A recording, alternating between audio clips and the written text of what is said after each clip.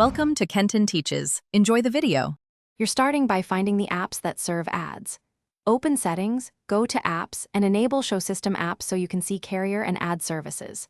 Once you find a suspicious package, disable its notifications. This stops pop-ups immediately. Next, revoke unnecessary permissions like location and microphone so apps can't target ads. Make sure to take screenshots of original settings in case you need to restore them later. This preserves a fallback. Now you block the ad sources. Change your default browser to a trusted app and clear WebView cache so ad scripts stop reloading. Install a DNS-level blocker or ad blocking app and enable it system-wide. DNS blocks catch many ad servers before they connect.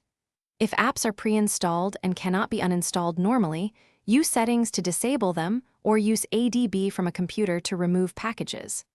Once done, reboot so changes take full. Finish by cleaning residual items and testing stability. If ads persist, back up your data and perform a factory reset. That removes persistent, misconfigured apps. Before resetting, reboot into safe mode to see if third-party apps cause the ads. Safe mode disables them so you can confirm. Make sure your phone and firmware are updated because updates patch adware vulnerabilities. If none of this works, contact your carrier or Samsung support and provide the steps you've taken.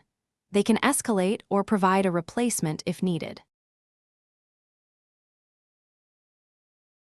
Thanks for watching. Please subscribe if this video was helpful.